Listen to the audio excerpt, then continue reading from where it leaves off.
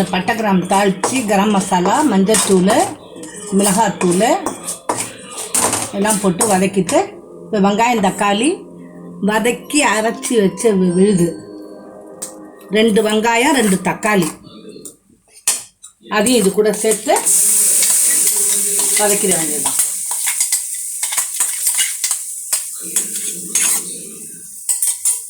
கொஞ்சம் நல்லா எண்ணெய் மேலே வர வர நல்லா வதக்கணும்.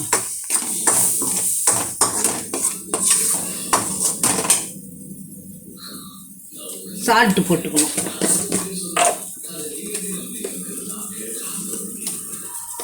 ஒரு 1/2 ஸ்பூன் சால்ட்டு போடுறோம்.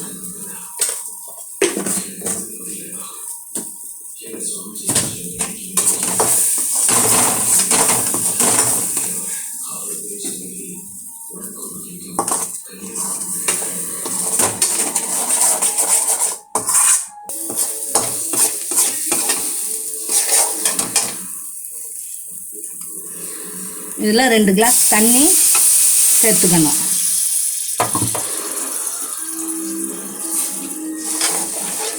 சேர்த்து நல்லா கலக்கி கொதிக்க விட்டுடணும். நல்லா கொதித்து நல்லா எண்ணெய் பிரிஞ்சு வந்ததும் அவிச்சு கட் பண்ணி வச்ச முட்டையை போட்டு 2 கொதி கொதித்ததும் இறக்கி சப்பாத்தி, இட்லி, தோசை எல்லாத்துக்கும் தொட்டு சாப்பிட சூப்பராக இருக்கும்.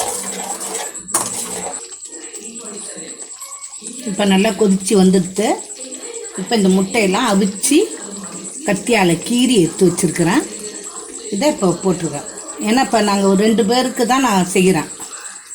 அதனால் 4 முட்டை போதுன்ட்டு நான் செய்கிறேன்.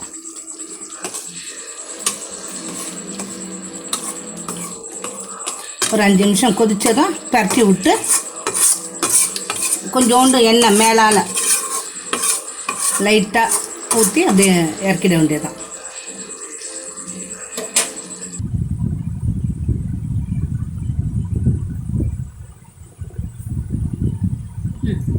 சப்பாத்தி கிரேவி ரெடியாக இருக்குது. இப்போ அது சப்பாத்தி தொட்டுக்கிட்டு கிரேவி தொட்டுக்கிட்டு சப்பாத்தி சாப்பிட்லாம். இட்லி, தோசை எல்லாத்துக்குமே சாப்பிட்லாம். டேஸ்ட்டாக இருக்கும். நீங்கள் செஞ்சு பாருங்கள். லைக் கொடுங்க, சப்ஸ்கிரைப் பண்ணுங்கள், ஷேர் பண்ணுங்கள். தேங்க்யூ.